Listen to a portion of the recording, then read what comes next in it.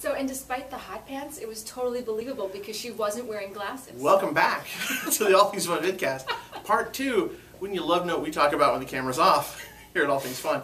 That one's for you, Glenn. So today we're reviewing comics coming out today, Wednesday, April 20th, 2011. Gosh golly, so much stuff. So much. Do you want to jump in? Sure. All right. I don't know anything about this comic, but I like the cover. And it's, all right, and it's in issue 2, so I thought it was, you know, maybe I'll actually take a look at it. This is from CrossGen Comics, a company I don't think I've ever spoken about before. Oh. But it's caught my attention. This is a comic called Sigil. Yep. This was last month's #1, and this month's #2. Looks like she's on some pirate ship, has something She is. mystical. Yep. She has the sigil, that's what it's called. Okay, yeah, yep, I that's thought the sigil. so. And it looked interesting to me. It's a lot of fun. Okay. It's CrossGen, for those of you who tell don't me know, about it, sort of Ed. history. Yep. Actually, that was a little independent press based in Florida back when the whole self-published wars started. And these guys... Another big crossover. Big crossover in the real world. These guys set up the studio, started creating really cool comics at reasonable prices, pushed them out into comic stores and also to the mass market, had some really compelling stories, Sigil among them. Unfortunately, just the way the markets were, they just couldn't sustain themselves economically. So after a couple of years of making some really good stories, some neat stuff, including, so you had Sigil, you had Ruse, you had a number of other titles. They ended up having to close down their studios. Disney came in and bought all their properties, which is pretty cool. And they kind of languished, though, because it was really nothing they were doing with. And then Disney bought Marvel. And all of a sudden it was a match made in heaven. Mm-hmm. So Marvel said, hey guys, now that we're all in the same family, can we have those properties? And a lot of the original creators who are working on those properties were working for Marvel now. Okay. So they got to work on these properties again. So the first two that came out were Sigil. And again, it's Marvel. But it's still under the CrossGen. It's still under CrossGen, so folks will recognize it. So it's sort of like DC Vertigo. Yes, although, Not yeah, instead of like, whereas Vertigo's edgy, this is more like adventure comics. Like really cool, fun, you know, not in the normal Marvel universe, not in our universe, but in a neat little universe. And they're usually cooler characters, spend a lot more time with characterization, and they're empowered people, like in this case, the young woman. Yeah, this is a real person. She's in school in one of these. Yep.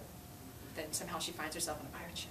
Yes, and I won't give it away, but folks who are familiar with the pirate theme from CrossGen will recognize one of the key characters. He was also a character in the original CrossGen universe, although not in the original Sigil book. So very well done. Mike Carey does the story in this one. And Ruse also returned at the same time. Ruse was a kind of a House/Sherlock Holmes character. And he had this little, almost like a Doctor Who sidekick, a young lady, and she was actually the one with the sigil. The thing that in CrossGen that brought the whole universe together is that in every story, in all these different universes, there was one character who had the mark, the sigil. Okay. And eventually, they were going to come to a point where they would tell you why they had the sigil, but they didn't get there. So you don't actually, you still don't know why these different characters have the sigil, but so maybe they'll get there now. Exactly. Awesome. Exactly. So neat stories, a lot of fun. Good pick. Thank you. Well, geez, I should jump through something real quick, huh? What do you think? I got all these comics you like eat. All right. I'll come right back to you. That's all right. So let's talk about some indie books real quick. The first issue of Dark Horse Presents, $7.99. It's almost like a trade paper. All kinds of neat stuff in here. Yeah, including part 1 of Xerxes. Yeah, which anybody knows 300 knows the bad guy was Xerxes. And Frank Miller did his take on 300. Now he's doing his take on Xerxes. That's kind of cool. I think you get points for saying his name correctly, incidentally. I always thought it had some harder. Xerxes. Xerxes. It could be Xerxes. But I don't know. It's one of those you read and don't usually hear. You don't hear. Yeah, I think we'll call him Bob. Frank. Frank. You've got the IDW brings you all kinds of Dungeons and Dragons goodness today. Issue 6 of the core book, D&D, is out today, as well as the Dark Sun campaign settings. Issue 4 releases today. In our kind of close but not quite the same thing, Vertigo line, John Constantine Hellblazer. Let's see here, issue number 278. Yeah, that's close to Dungeons and Dragons. Very close. Not quite the same thing. So close. Actually, closer. Should have started with this. Fables number 104. That's a little closer. Talking about transitions. Yeah, I was a little. You can hear the gear shifting. Gosh. Then we've got in the world of indie books. Since we're in the indie land, let's talk about indies. You've got the new Doctor Who number 1 out this week.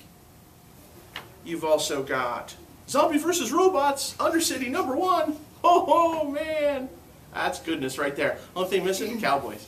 Their anti-pinup cover. Yes, it is. This week. And the, let's see here, since we're talking about some indie books, the Larry Hammond G.I. Joe number 165 releases this week. Transformers Heart of Darkness number 2. Some Green Hornet action, Green Hornet number 15. And let's talk about some video stuff, video game stuff before we go back to Allison. We've got Mass Effect Evolution, there you go, number 4. Electronic Arts comic, doing very well, people are talking about that. And of course, Halo Fall of Reach Covenant, issue 1 of a 4-issue story arc. Always fun, the Halo books are a lot of fun. You had something over there as well? I also have a video game tie-in. This is DC Universe Online Legends comic book tie-in to the video game. I don't play the video game, so I didn't actually care to pick this up. But this is all your favorite characters. Yeah, it tells the before and after story. It actually has a story? It does. For the video game. Yeah, it's before and after, so it actually tells an independent story. There's a story in the video game? It's not just make a character and oh, no, yeah. Get some things to do and hit some stuff and blow it out. There's a collect plot some money. farm. Yeah, no, there's anything. Farm. No, they actually, although my biggest Cut issue... some wood, visit your neighbor's Trade city in. and... Yeah, it's DC Farmville, Allison. That's what it is. No, it's a lot more going on. And actually, this has been a fun story. My biggest issue I had with this is that in the last issue, they forgot Aquaman. Like they forgot him. Like a huge battle. Oh, we're gonna get off the satellite. Boom, boom, exploding. And they left Aquaman in like a tank of water healing, and they all like beam out of the ship. And then they're like, "Oops, we forgot the dog."